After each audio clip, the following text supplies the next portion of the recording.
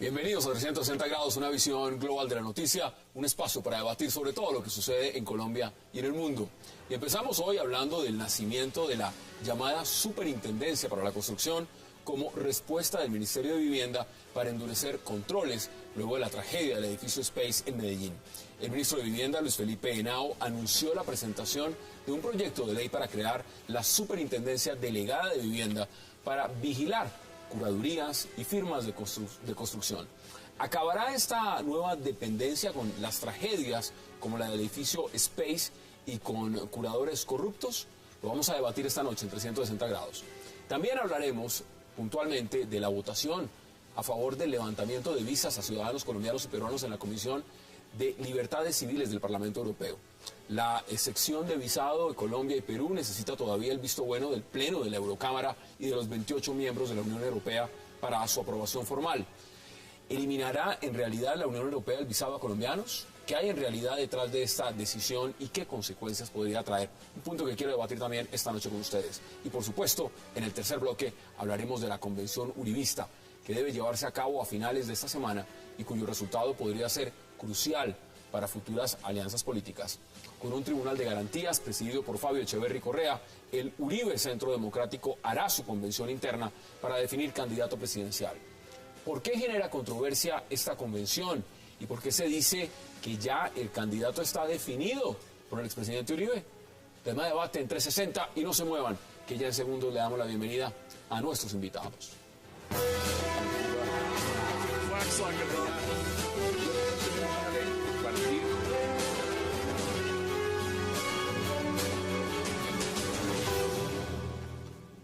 Y qué gusto darle la bienvenida esta noche en 360 a la doctora Clara López Obregón, a Alejandra Barrios, al congresista David Barguil y a José Obdulio Gaviria.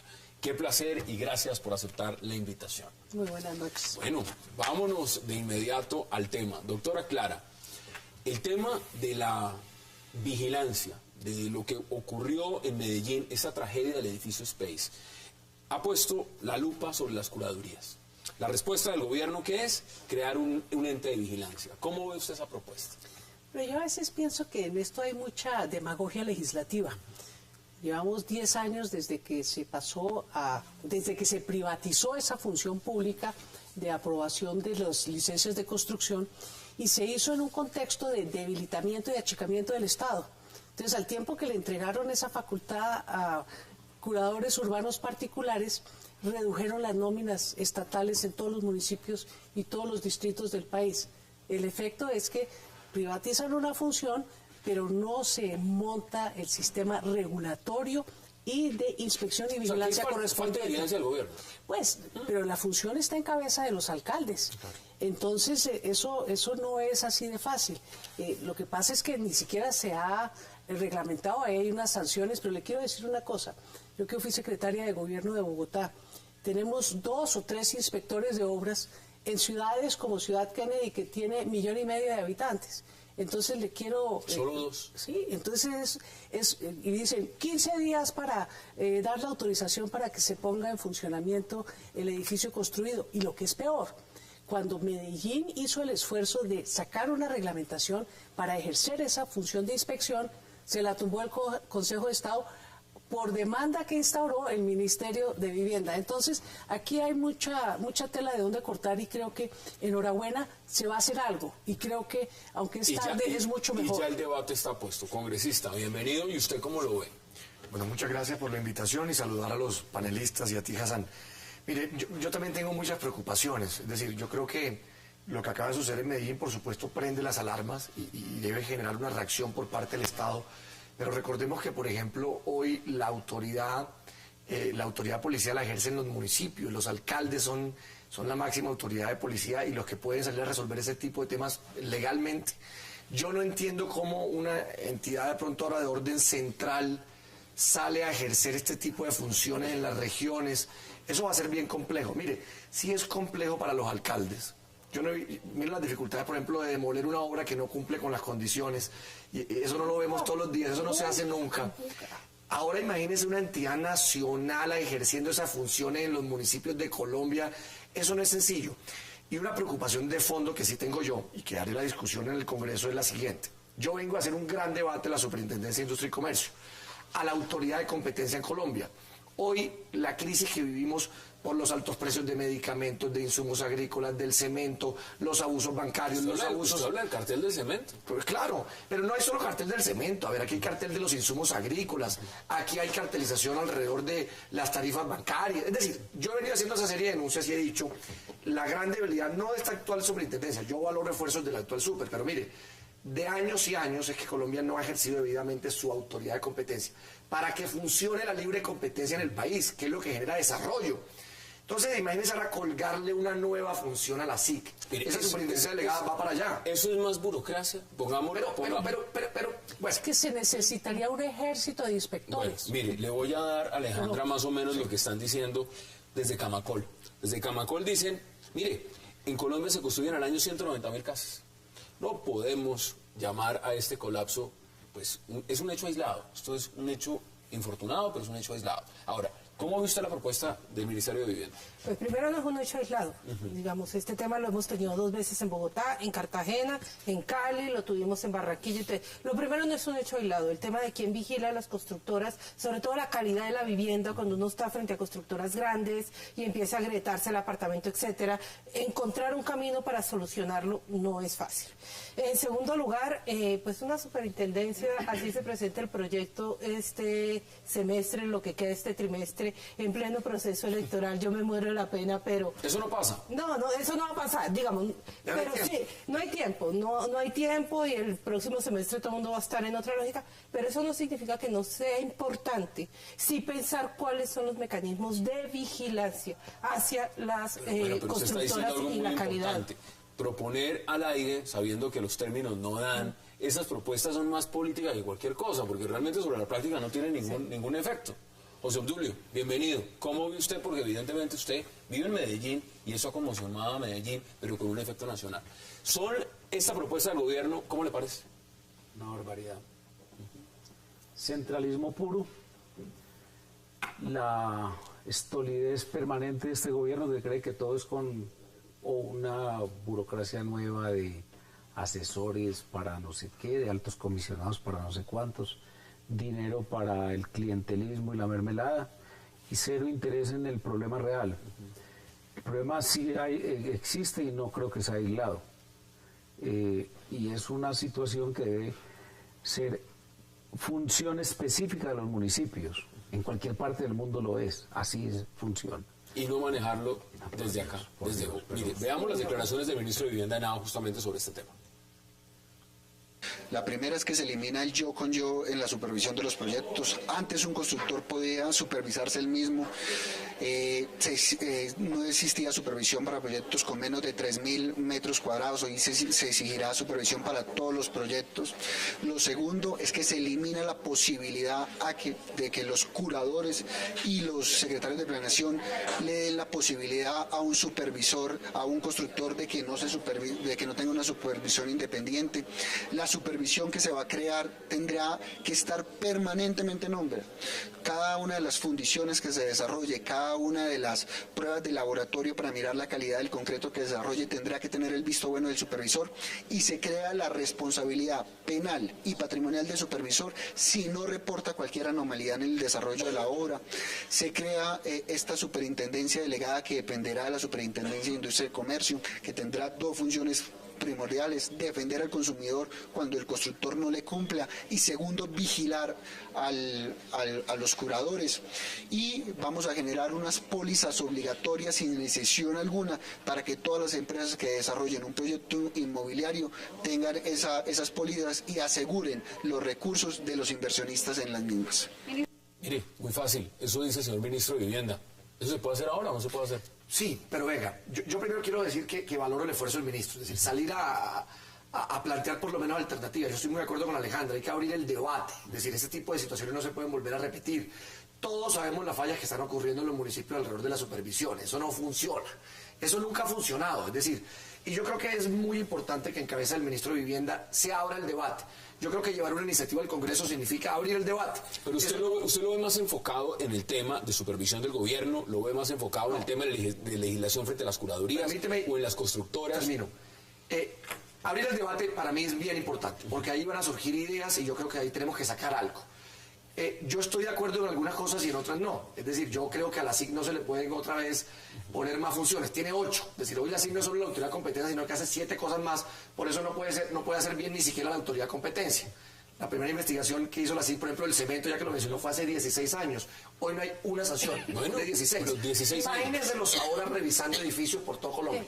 Pero ahora bien, y hoy en día... ¿Sabe qué pasa eso? Lo paraliza la construcción. Esa burocracia. No, venga, y otro efecto. Es que usted sabe cómo se regula en todo el mundo todo ese tipo de temas, de lo que hacen las empresas privadas, las profesiones liberales, etcétera, los propios gremios. Y tienen unas reglas enormes, estrictísimas, y además generan una ética de comportamiento. Pero imagínense con una... Pero el con presidente del gremio allá en... Pero venga, José Tulio, no, yo creo que los temas de la supervisión que el Estado tiene que haber, ahí le falta una patica a la cosa. Bueno, es decir, tengo que ir a una pausa obligatoria y le doy la palabra inmediatamente. Entonces, vamos a la pausa y ya regresamos en 360.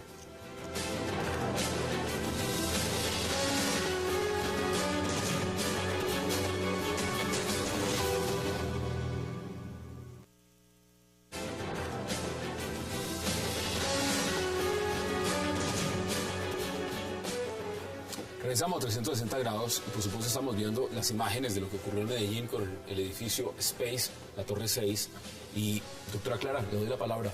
Bueno, yo retomo lo que venía comentando. A mí me parece que pretender uno convertir al Estado solamente en regulador, ¿sí? en supervisor de las cosas, sin tener en cuenta que en todas partes del mundo donde el Estado cumple esa función, también cumple una de inspección y vigilancia muy certera y muy cercana. Entonces, usted saca en el 2003 la norma en que le entrega las licencias a los curadores y no hace absolutamente ningún esfuerzo por fortalecer la inspección y vigilancia del Estado. Entonces, ¿qué pasó? Gracias a la ley 617 del año 2000, que limitó los presupuestos de los municipios, lo que podían destinar en gastos de funcionamiento, se les olvidó que gastos de funcionamiento pues son precisamente estas funciones de inspección y vigilancia. ¿Usted cómo hace esa inspección y vigilancia sin tener los recursos para ello? Entonces yo creo que ahí el Estado tiene que empezar a pensar que tenemos una fuerte carga de poder imponer todas estas reglas que sacan. Mire, este gobierno va en la ley 230 o 240. Entonces, todos los días legislamos, pero no tomamos las medidas para que lo que se legisle se lleve Acá hay un punto que quiero agregarlo, porque muchos hablan de burbuja inmobiliaria. Y si esto realmente tiene algo que ver de la manera como se están tramitando la rapidez de las licencias en 45 días, de los permisos de constructoras también para empezar a construir y, por supuesto, lo valioso que está el metro cuadrado. Pero es que mientras esto pasa, los empresarios, los industriales, le están haciendo fuertes críticas al gobierno en todo el contexto económico. Y vamos a ver, esas son imágenes que estamos viendo en directo de lo que está pasando en Space en este momento en Medellín. ¿Por qué voy a este tema? ¿Y por qué en directo? ¿Hay problema de que hoy se caiga? Pero es posible que en este momento lo que están mirando es la Torre 5 y qué podría estar pasando con ese terreno, esa estructura específicamente. La pregunta que muchos se hacen es, ¿qué puede pasar y qué viene? Sabemos ya que uno de los, el curador que autorizó y que dio el permiso de construcción de esta unidad, pues también tiene propiedades ahí. Y esto pone en el debate muchas cosas. Pero mire, los industriales, los empresarios en Colombia están teniendo críticas al gobierno y uno de los temas es en infraestructura. ¿Cómo viste ese punto? ¿Usted vio el titular de la revista Dinero, casualmente? Pesimistas es el título. Eso es la pesimistas, pesimistas. ¿Cómo lo ve? ¿Cómo lo analiza usted? Yo estoy igual de pesimista. ¿Usted está igual de pesimista? Sí, claro. En el artículo de la revista Dinero dicen, no, es que el pesimismo de agosto fue por los paros agrarios, porque había mucho problema de gobernabilidad, pero ya salieron las cifras del DANE. Tenemos un crecimiento negativo de la industria en el 2,8%. Eso es, en los 8 meses del año, es una cosa verdaderamente delicada. Eber Castro, ¿se acuerdan de Eber Castro? Se lo dije, se lo previne. El proceso de paz es el que los tiene así. Mire, comillas, proceso de paz. En este caso estarían pasando cuenta de cobro por dificultades en materia de licenciamiento ambiental, consultas previas, desarrollo de infraestructura, negocios petroleros, mineros, compleja situación que tienen hoy sectores industriales y agrícolas. Eso está todo ligado. ¿Cómo lo ven? Pues mira, no es fácil la forma en cómo está terminando este año. Indiscutiblemente a este gobierno se les están juntando todas las nubes oscuras. Desastres como este, además, donde una de las industrias que se estaba moviendo era precisamente la construcción. Esto va a traer inmediatamente un receso, porque además lo que vamos a empezar a ver es autoridades mirando con mucho más cuidado todo lo que tiene que ver con la construcción durante unos meses como reacción a este tema. Los paros siguen. Lo que sigue pasando en el Cauca, yo creo que son unos llamados muy fuertes. Mire, y ahí estamos viendo gráficas de cómo ven los empresarios el tema en Colombia, porque esto no es cualquier cosa, esto lo dice Gallup. Pero yo creo que uno no tiene que mirar solamente todo atado al proceso de paz. Es decir, las nubes negras del gobierno no están solamente atadas al proceso de paz. Aquí también hay unos golpes que hemos recibido económicos y que tienen que ver con improvisaciones en las firmas de los TLCs, con una falta de claridad de cómo se van a avanzar en esos planes de desarrollo. Ahí vamos a ir ampliando más o menos las gráficas. Con graves porque, mire, crisis. opinión favorable o desfavorable. Estos son los empresarios. Esto no es el ciudadano a pie. Y le voy a dar un dato importante. ¿No leyó Hassan hoy un artículo que yo digo que ni tanto honor ni tanta indignidad? Dice José Obdulio Gaviria el pitonizo. No lo leí. Además la palabra no es adecuada porque siempre es femenina. Y entonces yo había dicho hace un año y medio que en noviembre el presidente Santos era un cadáver político. Y además le había dicho que el proceso de paz estaba condenado al fracaso e iba a generar unas consecuencias políticas terribles para la nación colombiana. Entonces, la verdad es que la falta de norte es el haber planteado los contenidos del proceso de paz, no el proceso de paz en sí mismo. Como tal, mire, doctora Clara, que los empresarios, y aquí estamos hablando de los grandes sectores económicos en el país, le pongan a la economía una calificación en gestión económica al gobierno de 2.8 sobre 5. Pero ya lo empezaba a decir Alejandra, es que fíjese usted, el tema de los TLCs no es de poca monta. Tenemos las exportaciones de capa caída y el único crecimiento que hay en consumo es por lo que estamos importando. Estamos importando todo lo que antes fabricábamos en Colombia, tanto desde el punto de vista industrial como desde el punto de vista agrícola. Tenemos una política macroeconómica muy mal diseñada. El poco espacio que hay de emisión monetaria se está yendo, y se lo quiero decir, para comprar test del gobierno. Esto es una cosa verdaderamente escandalosa. Eso sí no lo puedo yo aceptar. Yo creo que si hay algo para mostrar es el manejo de las finanzas públicas. Es decir, las cifras no mienten. Es decir, Colombia redujo, por supuesto, su déficit fiscal.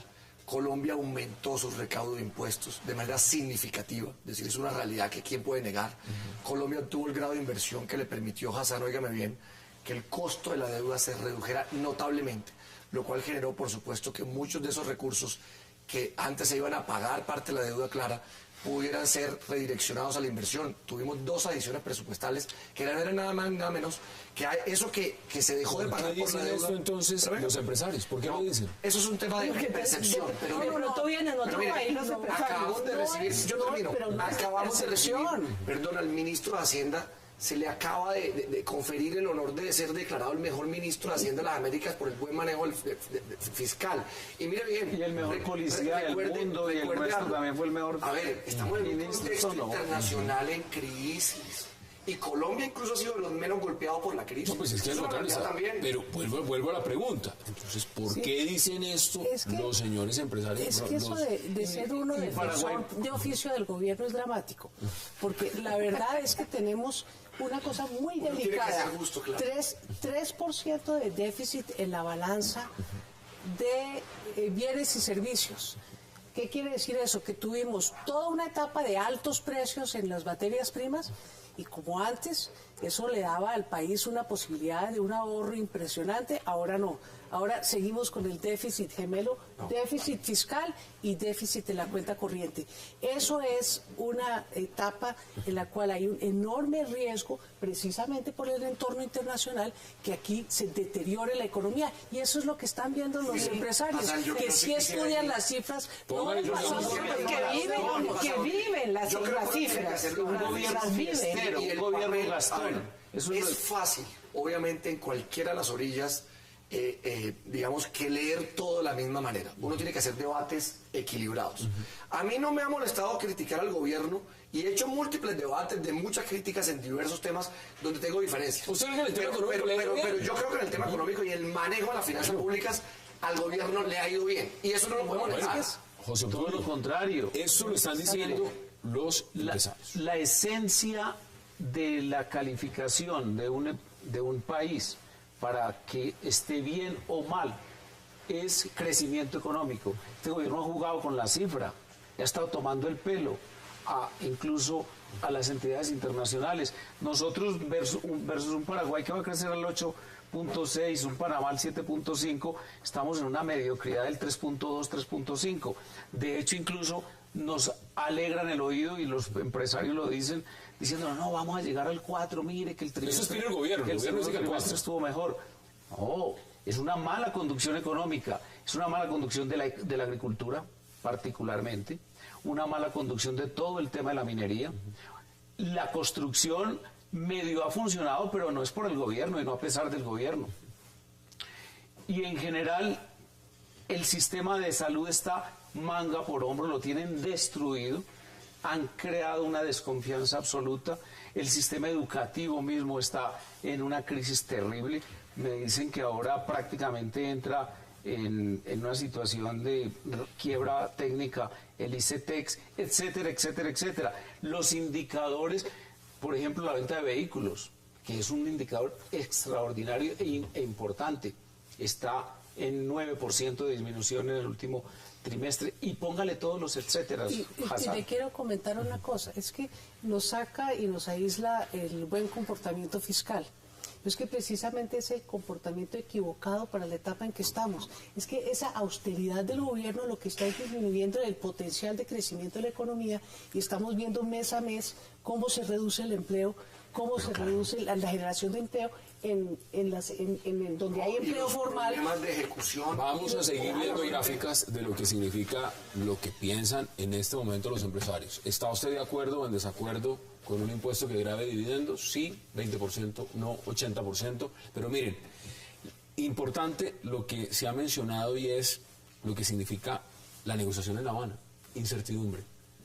Incertidumbre. Ahora, quiero que empecemos a redondear este tema porque vamos a hablar de la convención uribista. Sí, pero déjame, porque yo sí creo que hay temas que uno, todo no se lo puede además achacar uno a la negociación en La Habana. Es decir, a mí no me pueden decir que el tema del paro que hicieron los campesinos tiene que ver con la negociación de La Habana. Es decir, tienen una crisis en la agricultura porque les golpeó el TLC. Que si tenemos crisis en otros sectores de la economía, pues no todo es culpa de la negociación de La Habana. Creo que son dos temas que tenemos que separar y mirar cada uno en la dimensión económica. Indiscutiblemente, José Obdulio, hay algún tipo de empresarios que el tema de la negociación de La Habana los afecta y los pone muy nerviosos. No me cabe la menor duda. Pero no todo está relacionado con la negociación en La Habana, y yo sí preferiría hacer en eso como una diferencia. Lo que pasa es que como la encuesta es sobre estado de ánimo, el estado de ánimo... No son fotografías en un momento específico, pero mire, en un momento específico le voy a leer aquí textualmente lo que más o menos dice Gallup, y es lo siguiente: el porcentaje de empresarios que cree que la relación con el gobierno ha empeorado aumentó en un 17% en este semestre. Es decir, esto va en aumento, esto no va bajando, esto va creciendo. ¿Cuáles son sus conclusiones? Bueno, que es que las cifras gruesas de los indicadores muestran que los empresarios tienen la razón, no solamente por la impresión y la sensación, sino porque de hecho se están deteriorando las estadísticas. Y le voy a contar una cosa más. Lo que es increíble es que las utilidades sí van por ascensor. En cambio, las cifras de crecimiento económico, de generación de empleo, están subiendo a pie. Eso es algo muy, muy delicado porque muestra que la política de ingresos y salarios en este país está concentrando un país ya desequilibrado desde el punto de vista de desigualdad. Yo creo que hay serios problemas alrededor de los 2 primeros años de gobierno, donde para nadie es un secreto que hubo serios problemas en la ejecución. Las consecuencias de ello, hoy las estamos pudiendo ver reflejadas en varios de los comportamientos de algunos sectores de la industria y del desarrollo económico, por supuesto. Yo creo que hubo serios problemas en los 2 primeros años en toda esa plática que pudimos recoger de la diana adicional, todo ese buen momento en llevarlo a carreteras, a puertos, a aeropuertos, a red terciaria. Pero mire que sí le quiero decir algo, porque yo creo 20 segundos como esto, eso ya arrancó, y ya se están haciendo las vías rurales, y ya empiezan los programas de acueducto, ya se están entregando las casas. Por eso hay que vender Isagen. Vamos a la pausa porque regreso vamos a hablar de una convención univista. Ya regresamos.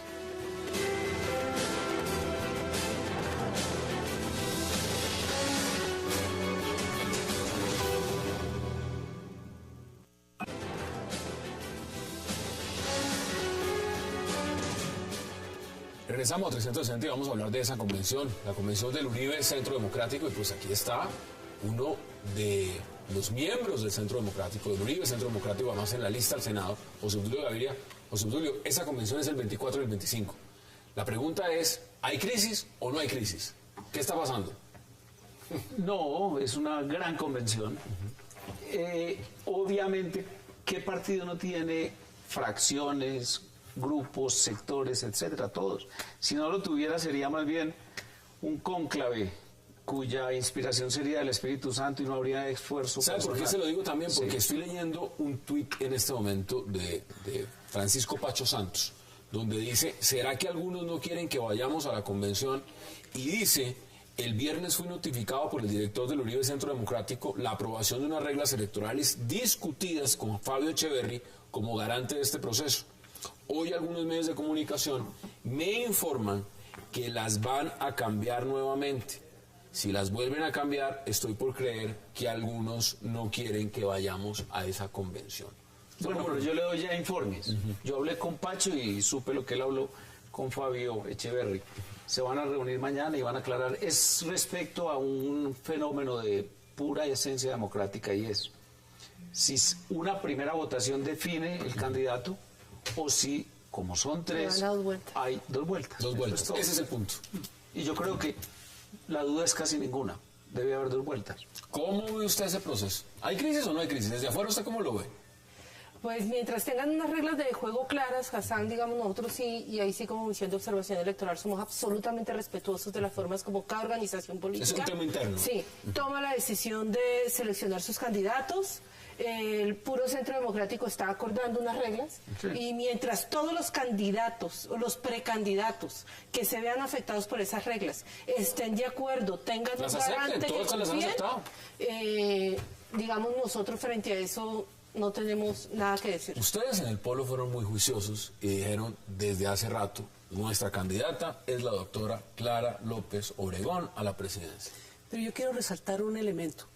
Nosotros hicimos unas elecciones internas del Polo, vigiladas y adelantadas y contados los votos por la Registraduría Nacional del Estado Civil. Participaron 160.000 militantes del partido. Tuvimos votos en 1.025 municipios del país.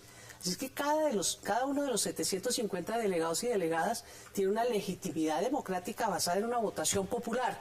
A mí me parece que ese tipo de democracia pues hace mucho más fácil establecer las reglas del juego que contienen nuestros estatutos y que dicen cómo se toman estas decisiones. Entiendo las dificultades del Centro Democrático recién iniciando, todos los delegados por derecho propio, ahí no hay elecciones, entonces es bien complicado. Pero yo creo que, como dice Alejandra, eso es la determinación de cada sector político, uno respeta, y lo que les deseamos es que puedan superar toda la crisis para poder presentar una Usted dice crisis, usted sí pone la palabra crisis. A mí sí me parece, bueno, si quiere la retiro. A mí me parece que tienen las dificultades que tienen todos los partidos, pero me parece que tiene una dificultad mucho más grande.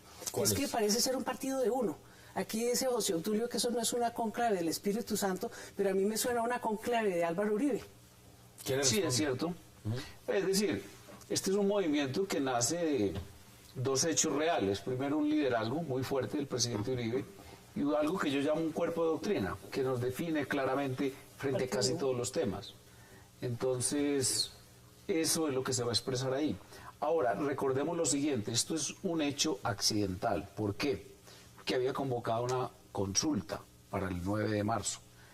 Se decidió, por presiones de varios sectores, etcétera, modificar esa carrera que llevábamos haciendo. ¿Esa consulta le favorecía a Pacho Santos?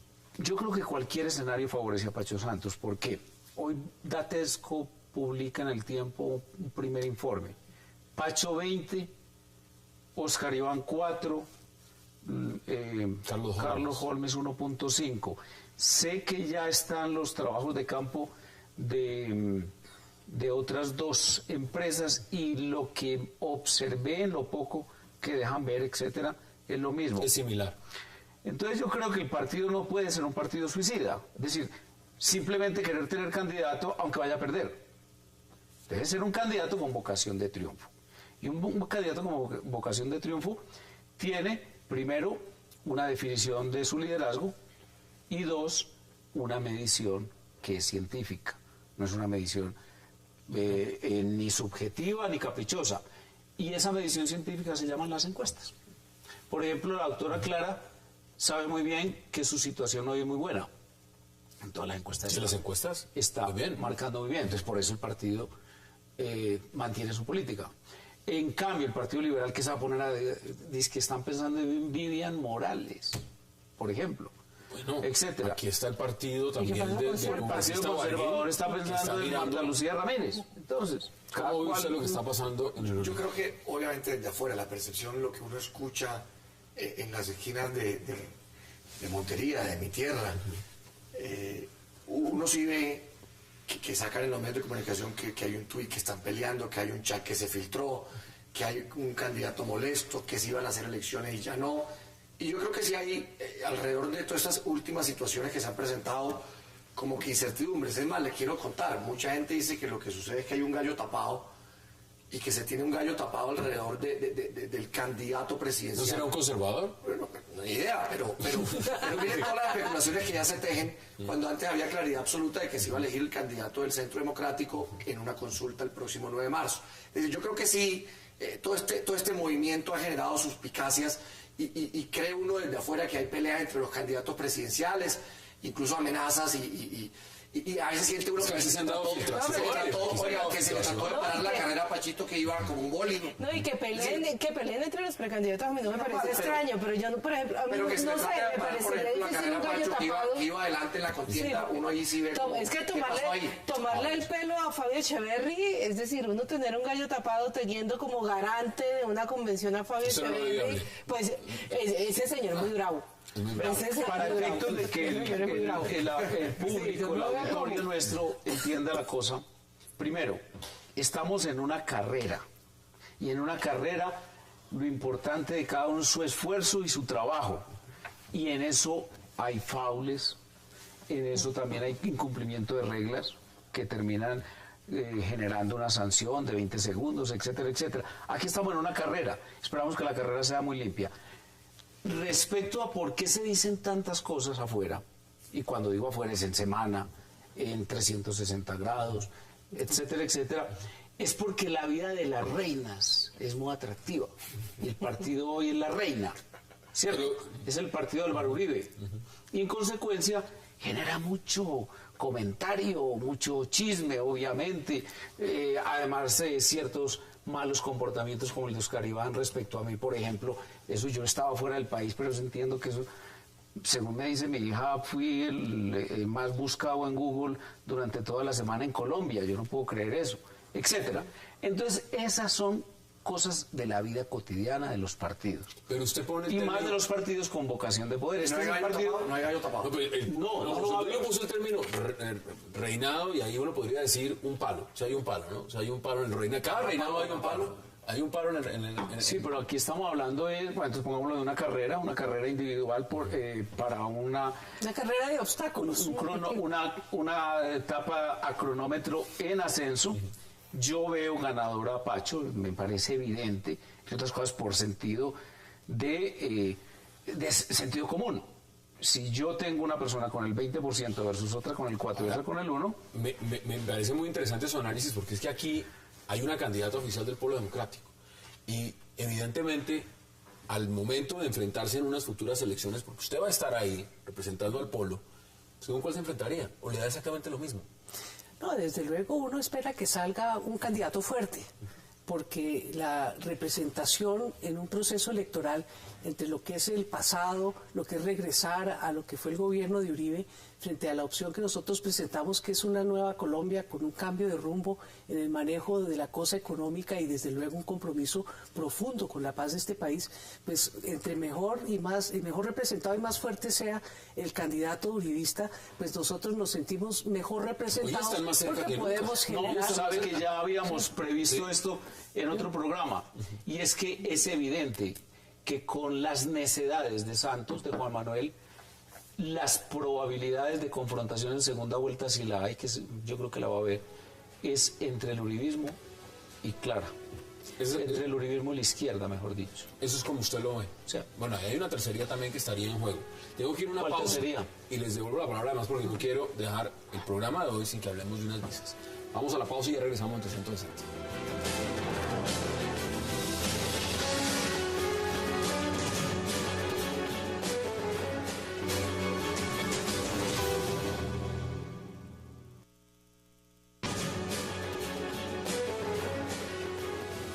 Y vamos a las conclusiones de este tema. Me quedan 2 minutos para este tema. Deme sus conclusiones. ¿Cómo ve lo que va a pasar con esta convención? ¿Cuál será el ungido? Deme un pronóstico. No voy a dar ningún pronóstico. Lo único que yo le deseo al Centro Democrático es que tengan una convención en tranquilidad, con reglas de juego claras. Todo se empieza a definir hacia el 9 de noviembre cuando empiezan a presentarse las listas y vamos viendo panoramas mucho más claros para las próximas elecciones. Ojalá unas elecciones con altura, sin epítetos, sin agravios a los contrincantes, sino con argumentos. Con ideas. Con ideas, sí. ¿Cuáles son sus conclusiones, congresista? No, mira, yo creo que claramente aquí se trató de parar la carrera que llevaba Pachito. Eso es lo que uno ve y lo que uno siente y percibe. Y creo que después de esa situación uno no sabe qué va a pasar en esa convención. Yo creo que ahí hay cartas que aún no conocemos. ¿Usted sí cree en el palo, entonces? Yo creo en el palo. ¿Cuáles son las suyas? Pero yo creo que el suspenso pues se vence este fin de semana. Pero la regla de que solo hay 2 vueltas termina en una posibilidad, que es que si ninguno de los candidatos obtiene el 51% en la segunda vuelta de la votación de la convención, pues le van a entregar la decisión al presidente Álvaro Uribe. Y en el palo. Y entonces ahí pues se vuelve a barajar. No, porque explico, la regla es que el tercero en la primera votación sale. Okay. Y además tienen un tema y es que varios de los que han nombrado palos pues pertenecen a otras organizaciones políticas que no han renunciado. Usted lo dice claramente, no sabemos después qué alianzas vengan, los conservadores están todavía mirando para dónde van. Vea, yo se lo hago como declaración, no como un análisis político ni haciendo aquí futurología. El candidato está entre esos 3 nombres, es el candidato del uribismo. Cuarto, uno que venga de afuera no hay. Coaliciones para un tiquete abiertas totalmente, pero el candidato es él. Es uno de esos. Cuando digo que coalición para un tiquete, por ejemplo, un vicepresidente conservador. Bueno, Ahí está la oferta hecha. Ahí está la oferta hecha. Primer asunto. Segundo. Bueno, pero yo sí quiero aclarar, ¿de la izquierda cuál? Porque es que ahí es donde empiezan las confusiones. De acuerdo, hablamos. O de pronto, el Partido Conservador no ha tomado decisiones sobre si acompaña la reelección del presidente o sobre si se va o sobre si se va por la contienda presidencial con candidato propio. Lo digo No, el Partido Conservador sí tiene una encrucijada en el escenario de la vicepresidencia. Ustedes quieren candidato propio. Todavía no se ha definido si se acompaña al presidente porque el presidente no ha dicho si se va a reelegir o no. O si la decisión es que el partido vaya con candidato a la presidencia. No hablemos de vicepresidencia. ¿Cómo así que vicepresidencia? Bueno, ahí están las ofertas. Segundo, las reglas están más o menos claras. Es la única discusión hoy como una discusión nueva fue la segunda vuelta. Y por lo tanto no hay problema en la integración, se sabe cómo llega cada uno de los delegados, qué le da derecho a hacerlo o dónde se elige, Y en consecuencia lo que vamos a tener es una convención muy deliberativa, con unas reglas claras sobre las ponencias de cada precandidato y la votación sobre cada uno de los temas. Ahí están, y esperemos, porque seguiremos hablando del tema, por supuesto, y esperando que llegue la fecha. Mire, hay un tema que no quiero dejar pasar, y lo he anunciado desde el inicio, y es esa posibilidad, porque el presidente Santos está celebrando la decisión de la Comisión de Libertades Civiles del Parlamento Europeo de dar luz verde a la excepción de visado para colombianos y peruanos. ¿Usted cómo ve eso? Bueno, es un primer paso, ¿no? Todavía le falta pasar por el Parlamento de cada uno de los 30 países que hacen parte de la Unión Europea. Y todo el 2014 en trámite. Pero es que es necesario eso de la no reciprocidad en las relaciones internacionales que tenemos nosotros con Estados Unidos y con la Unión Europea. Es verdaderamente inaceptable. Nosotros ¿Usted cree que desde hace rato se debió plantear esto? Desde hace rato, y es que, o alternativamente, decir, bueno, usted no nos pone visa, pero entonces nosotros tenemos que dar reciprocidad poniendo visado. Es que si uno no se hace respetar, pues no lo van a respetar. ¿Es un tema de crisis económica, Alejandro? Pues yo sí creo que está un poco atado a la crisis económica de España. Tenemos bastantes españoles llegando a Colombia. Porque el PP son los que están impulsando mancomunadamente. Pero en esto sí coincido muchísimo con la doctora Clara López. Colombia no tiene una política internacional de reciprocidad. En ese sentido, nosotros ni con la Unión Europea ni con Estados Unidos, uno entra a otros países y por lo menos ve el pago que dice pago de reciprocidad y uno dice por lo menos le están cobrando la entrada al país. Y mientras nosotros permitimos que todos entren, no tenemos como criterios para mirar cómo hacemos recíproco las barreras que nos ponen. Y pues no soy tan optimista. No es tan optimista, falta todo el 2014. José Obdulio, ¿usted cómo ves? Otra identificación entre Unión Sí, ve que cada vez están más cerca, eso es innegable. Sería a la candidata del Polo Democrático en ese tema. Usted también está cerca, porque aquí va a salir una tercería. Uribe es Centro Democrático, el Polo y los conservadores. No, es que soberanía hay que celebrar ese primer exigirla. paso. Por supuesto está ligado a que España hoy tiene unos niveles de desempleo del 25%, un desempleo juvenil del 50%, lo que significa el turismo hoy, el renglón del turismo para España. Todos sabemos lo que significa el turismo para países como Francia. Creo que la crisis ha ayudado ahí a permitir que se ponga esto en el escenario y que este primer paso de aprobación, que es el punto de partida que había que dar, y yo creo que hay que celebrarlo y hay que valorar el esfuerzo. Hay un tema, y es que no se puede negar que el tema de las visas siempre ha sido para los colombianos un problema. Desafortunadamente, por los actos, exacto, por los actos de unos pocos se ha generado que millones tengan que sufrir el tema. Pero fíjense que en eso también tiene que ver la integración. Es que si uno hace parte de un bloque mayor, de mejor manera puede en este mundo globalizado defender su propia soberanía. Y creo que nos ha hecho falta audacia en eso. Es que Colombia sola, sí, bueno, uno dice, si les ponemos visa, entonces no vienen. Mire, los venezolanos no tienen visa a la Unión Europea, sí, van sin problema. Pero se la están repensando. Están empezando. Brasil, se la están repensando por el desastre venezolano. Colombia es una excepción en eso. Y es que creo que los gobiernos no se han hecho sentir. Y de verdad uno tiene que hacerse respetar, porque a los colombianos los están vapuleando injustamente. Yo creo que esto es un voto de confianza, y de confianza en Colombia, en el país, y eso hay que valorarlo. Yo creo que no podemos, es decir, para nadie es un secreto que los problemas de narcotráfico, los problemas de la violencia en Colombia, ese estigma que se así tenía los afuera, días habían protestas en Antofagasta. No hablemos del Estado, no hablemos del ningún gobierno, al país. Mire, le quiero contar que los colombianos no son los únicos que hacen narcotráfico. En España lo hacen los españoles, en Inglaterra los ingleses, en Estados Unidos los americanos. Entonces, por supuesto, ese cuento es que no, claro, pero venga, estamos de acuerdo. Estamos de acuerdo, pero estábamos castigados por eso. Sí, no, discutirlo está muy bien, y que entre ya en la agenda de Europa está muy bien, y hay que mantenerlo. Propongo, Hassan, que póngalo, porque me quedan 20 segundos. Estuve viendo los videos respecto a lo de Antofagasta, muy grave, porque entre otras cosas ve uno una mentalidad xenófoba y racista. ¿Y vio las cifras? Muy grave. Pues los chilenos. Los que tienen negocio con el narcotráfico son los chilenos, no los colombianos. Ahí está, y por eso me parecía importante poner el debate sobre la mesa. Que no lo discriminen. Y quiero cerrar invitando a todos los de Teusaquillo, pero además a todos los de Bogotá, a que vengan a la Noche en Blanco en Teusaquillo. Se va a sacar arte moderno a la calle, van a venir artistas. ¿Eso es aquí? Aquí en Teusaquillo nos vamos a tomar Teusaquillo ¿Cuándo? este sábado. Este sábado es de las 6 de la tarde a caminar, a ver artistas. Lástima, vamos a estar en una gran En convención. todas las reuniones nos ven, les explico lo que nos está viendo el país.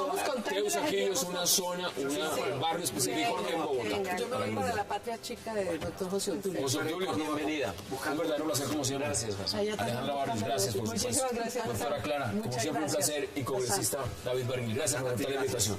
A ustedes gracias por acompañarnos. No olviden repetición esta noche a las 11:30 y como siempre mañana a las 8 para seguir debatiendo toda la agenda política de Colombia y del mundo. Hasta una próxima oportunidad.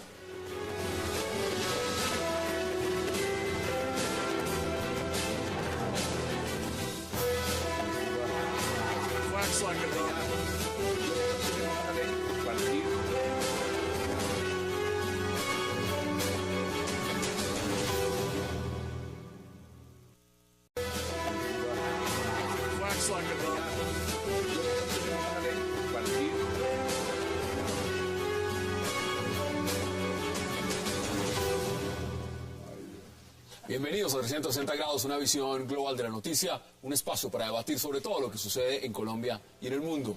Y empezamos hoy hablando del nacimiento de la llamada Superintendencia para la Construcción como respuesta del Ministerio de Vivienda para endurecer controles luego de la tragedia del edificio Space en Medellín.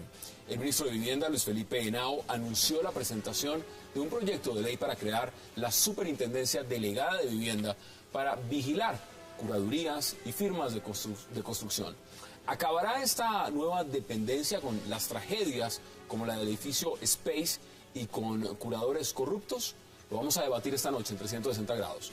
También hablaremos puntualmente de la votación a favor del levantamiento de visas a ciudadanos colombianos y peruanos en la Comisión de Libertades Civiles del Parlamento Europeo. La sección de visado de Colombia y Perú necesita todavía el visto bueno del Pleno de la Eurocámara y de los 28 miembros de la Unión Europea para su aprobación formal. ¿Eliminará en realidad la Unión Europea el visado a colombianos? ¿Qué hay en realidad detrás de esta decisión y qué consecuencias podría traer? Un punto que quiero debatir también esta noche con ustedes. Y por supuesto, en el tercer bloque hablaremos de la convención uribista que debe llevarse a cabo a finales de esta semana y cuyo resultado podría ser crucial para futuras alianzas políticas. Con un tribunal de garantías presidido por Fabio Echeverry Correa, el Uribe Centro Democrático. Miren las dificultades, por ejemplo, de demoler una obra que no cumple con las condiciones. Y eso no lo vemos todos los días, eso no se hace nunca. Ahora imagínense una entidad nacional ejerciendo esas funciones en los municipios de Colombia. Eso no es sencillo. Y una preocupación de fondo que sí tengo yo, y que haré la discusión en el Congreso, es la siguiente. Yo vengo a hacer un gran debate en la Superintendencia de Industria y Comercio, a la autoridad de competencia en Colombia.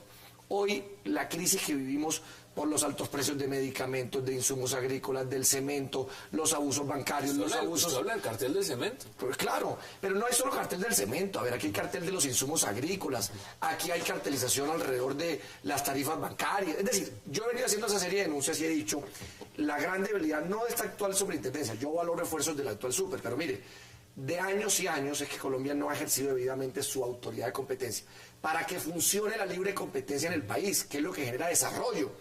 Entonces, imagínense ahora colgarle una nueva función a la SIC. Mire, esa superintendencia delegada va para allá. ¿Eso es más burocracia? Pongámoslo. Pero, bueno, Es que se necesitaría un ejército de inspectores. Bueno, mire, le voy a dar a Alejandra más o menos lo que están diciendo desde Camacol. Desde Camacol dicen, mire, en Colombia se construyen al año 190.000 casas. No podemos llamar a este colapso, pues es un hecho aislado. Esto es un hecho infortunado, pero es un hecho aislado. Ahora, ¿cómo ve usted la propuesta del Ministerio de Vivienda? Pues primero no es un hecho aislado. Digamos, este tema lo hemos tenido 2 veces en Bogotá, en Cartagena, en Cali, lo tuvimos en Barranquilla. Lo primero no es un hecho aislado. El tema de quién vigila a las constructoras, sobre todo la calidad de la... Hará su convención interna para definir candidato presidencial. ¿Por qué genera controversia esta convención? ¿Y por qué se dice que ya el candidato está definido por el expresidente Uribe? Tema de debate en 360 y no se muevan, que ya en segundos le damos la bienvenida a nuestros invitados.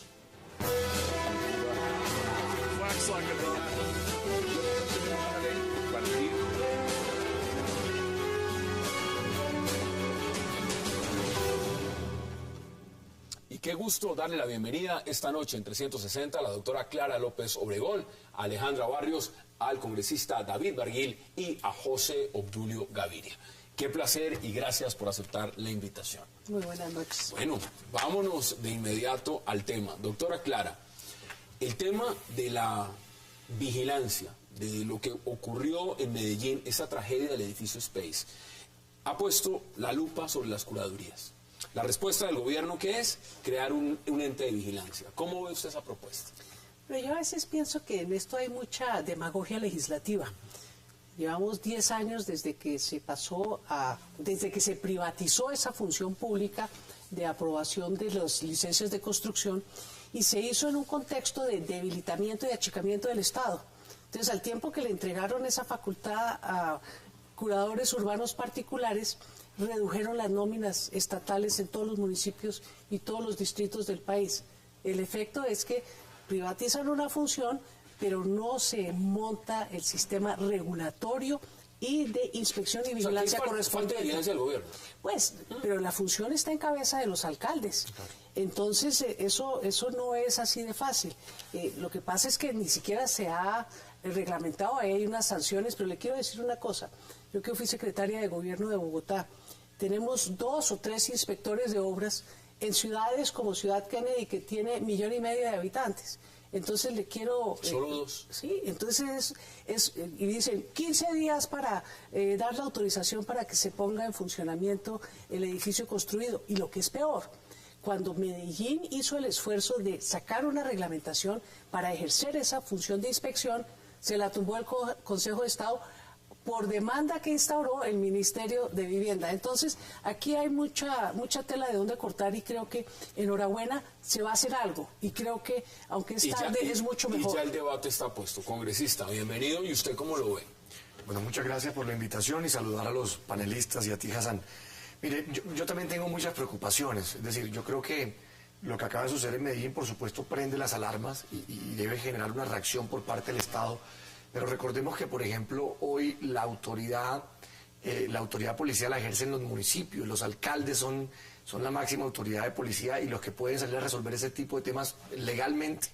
Yo no entiendo cómo una entidad de pronto ahora de orden central sale a ejercer este tipo de funciones en las regiones. Eso va a ser bien complejo. Mire, sí es complejo para los alcaldes. La vivienda, cuando uno está frente a constructoras grandes y empieza a agrietarse el apartamento, etcétera, encontrar un camino para solucionarlo no es fácil.